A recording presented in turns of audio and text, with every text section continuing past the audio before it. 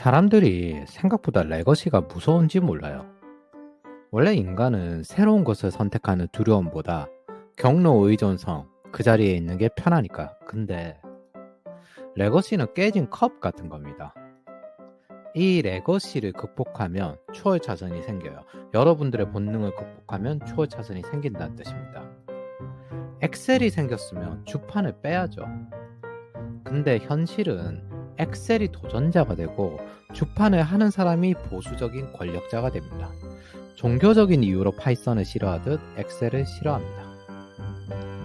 대중에 속하는 사람들이 참 재미있는 게 위험한 곳에서 더 위험하게 합니다. 즉, 대중은 위험에 위험을 더하는 그런 게 익숙해요. 반면 안전한 곳에서는 더욱 안전하게 합니다. 주업은 패러다임이 바뀌어도 도전하지 않습니다. 계속 모른 채 서 있으려고 합니다. 반대로 투자 소득에서는 어마어마하게 위험한 돈을 쏟아냅니다. 특히 투자에서는 아주 다음 패러다임에 관심이 많습니다. 투자에서는 전기차를 택하지만 자기 주업은 결함 있는 포르사 핀터처럼 만들어냅니다. 돈이 넘쳐 흐를 때 사업가에 속하는 창업가나 C레벨이 될 생각은 하지 않으면서 돈은 많이 벌고 싶어 합니다. 오직 사업가들이 떼주는 사업 소득에서 차익거래로 수익을 내고 싶어 합니다. 그러다가 주식으로 돈은 잃고 부동산 비토로 자산을 쏟아내고 주업의 패러다임의 기회는 사라지고 잘하는 건 없어집니다. 그렇게 나이가 들면 피부나 뒤집어지고 기분은 꿀꿀하고 탈모나 왔겠죠. 아직 온프레미스에 있으신 분이라면 이번 경기 침체를 감사해야 할 겁니다. 세상의 성장이 잠시 멈추고 쉬어가는 시기이기 때문입니다. 그렇게 다시 한 사이클이 종료했습니다. 다음 머니터리에 대비할 클라우드 혁신가들을 모집합니다. AI 스쿨입니다. 클라우드 시큐리티 모집 과정 시작하겠습니다.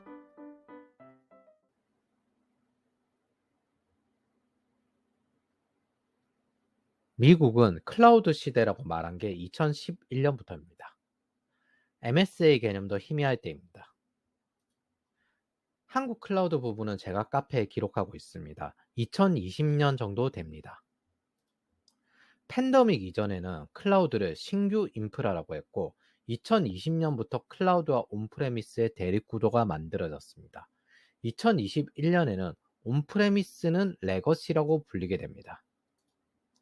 2021년 같은 해는 글로벌 퍼블릭 클라우드 시장이 41.4%가 성장했다는 리포트를 냅니다. 이제 전통 기업들도 클라우드로 전환했다는 뜻입니다. 클라우드 네이티브가 최신 워크로드의 기본 아키텍처가 되었다라고 말할 시기가 2021년입니다. 글로벌 클라우드 시장은 2017년, 2018년 30%대 성장을 했습니다. 2019년, 2020년, 2021년 40%대 성장을 했습니다. 압도적인 성장입니다. 가장 마켓 셰어가 높은 퍼블릭 클라우드의 대표적인 이 세 회사도 30%대 이상으로 성장했습니다. 그러면 온프레미스는? 전 세계 데이터 센터 1위 에퀴닉스입니다.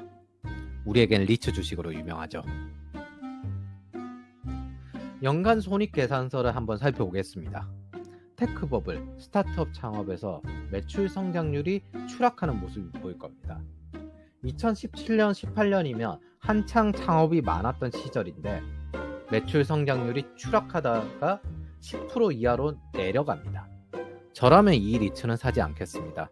30%, 40% 성장하는 클라우드 시장을 두고요. 미 연준의 데이터베이스입니다. 미국은 2020년 3월 팬데믹 시 어마어마한 돈을 살포합니다. 이 한 달 동안 뿌린 돈이 지난 200년간의 돈보다 많습니다.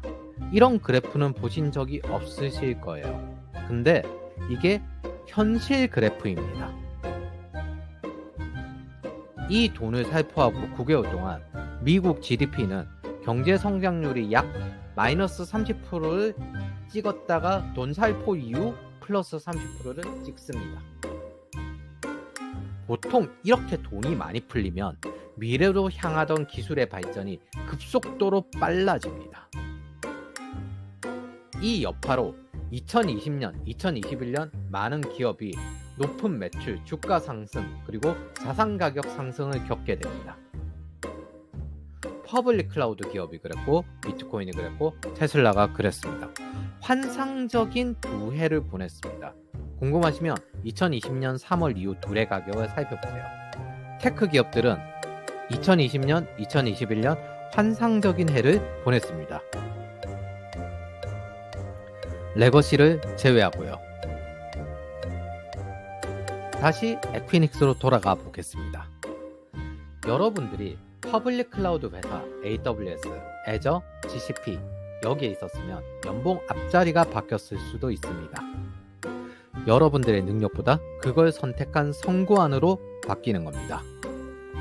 그런데 온프레미스를 하는 에퀴닉스에 있었으면 5% 기본 연봉 상승이라도 받았을지 모르겠습니다.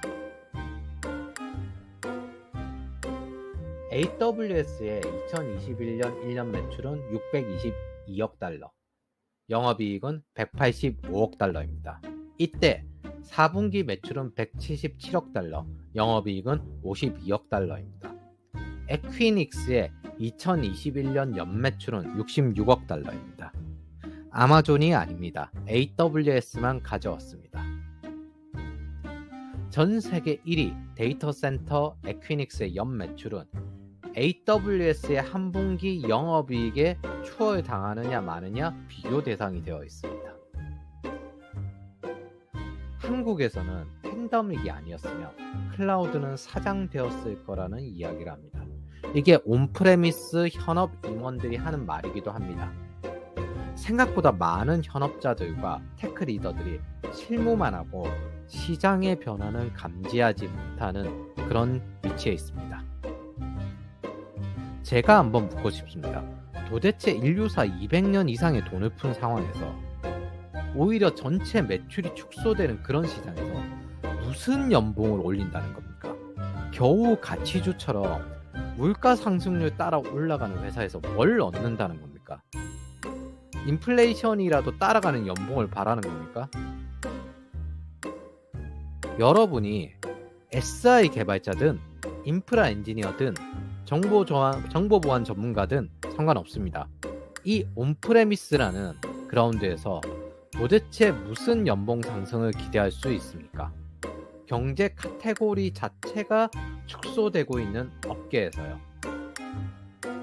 레거시는 깨진 컵입니다. 깨진 컵은 돈이 셉니다. 그 컵을 버리고 새 컵으로 마셔야 뭐라도 할 수 있습니다.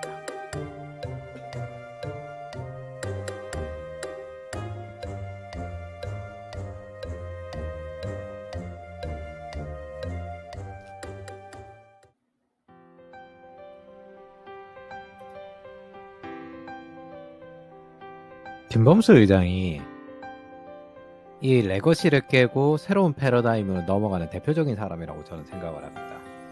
이분이 참 재밌어요. 텔레 시절에 삼성 SDS에 들어가서 윈도우 개발을 자기가 스스로 하셨어요. 그리고 인터넷 시대에 회사를 퇴직하고 나와서 PC방을 오픈하고 PC 관리 솔루션을 만들어서 팔았습니다.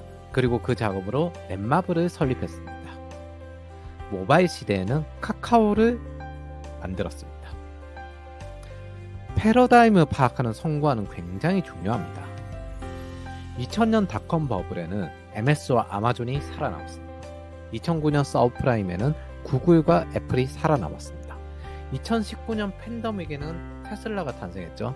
경기 침체 후 새로운 기업은 계속 탄생합니다. 살아남으면 머니터리는 풀리고 우리는 성장합니다. 반면 레거시는 그냥 둬도 죽습니다. 미국 2위 서점 보더스는 2011년 파산했습니다. 반센 노블은 2018년부터 매각처를 찾고 있었고, 여러분들은 이 시기가 호황기였다는 걸 잘 파악해야 됩니다. 정작 망하는 기업은 호황기에 더 망해요. 2012년에 아마존은 더 이상 세상에서 제일 큰 서점이 아니라 전자상거래 플랫폼이 되었습니다. 2012년에는 단지 킨들이라는 이북 신제품을 내놨을 뿐입니다. 아까 말했듯이 레거시는 스스로 무너지는 겁니다. 여러분들이 이런 업계의 직원이라면 무엇보다 레거시에서는 뒤늦게 옮겨갈 길이 없어요. 지금 같은 경기 침체가 지나고 다시 돈이 풀리면 경험자부터 찾습니다. 레거시에 있는다는 건 엑셀을 쓰는 시대에 주판을 사용하는 것과 같습니다. 옆에서 통계를 내고 그래프를 만들고 보고서를 출력합니다. 레거시에 있는 사람은 주판이나 계산기 그리고 펜을 들고 보고서를 작성하고 있는 것과 같습니다. 만약 신입이 온프레미스에 취업한다면 그건 재앙입니다. 그 사람 인생의 재앙이에요. 황금 같은 20대의 클라우드로 이직하지도 못하고 경력을 쌓으며 죽어가는 업계에 있는 겁니다. 인생의 재앙이 됩니다. 마치 취업 기술이라면서 주판을 가르치고 있는 것처럼요. 100만 원을 버는 일과 1억을 버는 일은 정해져 있습니다. 레거시 인프라는 한때 5천만 원을 버는 일이었고 이제 100만 원을 버는 일로 줄어들고 있습니다. 클라우드는 1억을 버는 일이 되었고 다음 패러다임에서 클라우드를 한 사람들만 10억을 버는 일을 하게 될 겁니다. 성장 산업이란 그런 법입니다. 클라우드에는 계속 트렌드가 발생합니다. 현재는 피놉스라는 트렌드가 발생해 있습니다. 신입은 새로운 패러다임에 가야 먹을 게 있습니다. 신입에게는 텀블러가 필요하지 깨진 컵이 필요한 게 아닙니다. 변화를 발목 잡는 레거시는 꽤 무서야 앞으로 갈 수가 있습니다. 레거시를 보호해서는 안 됩니다. 주변 사람들이 안 한다는 핑계부터가 제일 많아요. 주변 사람과 같으면 절대 그 팀을 벗어나서 이직하지도 전직하지도 못합니다. 연봉을 올릴 가능성도 없어요. 윗사람이 먼저 올라야 따라갈 수 있어요. 그러면 애자일에 있는 이유가 없죠. 워터폴로 가야죠. 클라우드 말고 할 거 많다는 말도 있습니다. 인프라의 변화는 IT의 최우선 사항입니다. 회사도 직업도 산업도 거기에 맞춰서 바꾸게 됩니다. 바꾸지 않으면 망합니다. 저는 2015년 자동화 자동차를 하겠다면서 IMF 때 퇴직한 어셈블리어 개발자를 본 적이 있습니다. 새로운 언어를 익히라는 제 조언에 그분은 이렇게 말했어요. 이 언어 저 언어 읽어봤는데 어셈블리어가 제일입니다. 클라우드가 비싸다는 이야기가 있어요. 주판보다 컴퓨터가 비쌉니다. 할 수 있는 게 더 많고 더 빠릅니다. 비싼 장비를 쓰는 이유는 할 수 있는 게 많기 때문입니다. 이런 비싼 장비를 쓰는 곳에 있어야 장비를 경험할 수 있어야 내 연봉이 올라간다. 그것도 커리어에 매우 중요합니다. 크게 성장하는 곳에서 비싼 장비를 가지고 고연봉 받고 더 일을 잘하는 사람들끼리 모인 경험으로 다음 패러다임 때 더 크게 성장하는 겁니다. 한번 성공하면 그렇게 버는 사람이 법니다. 레거시에 있는 사람은 다음 패러다임으로 넘어가지 못합니다. 시장은 줄어들고 회사는 신규 인원을 포기하고 기존 인원의 연봉을 올려 2인분의 일을 한 명에게 시킵니다. 더욱 바쁘고 넘어가지 못합니다.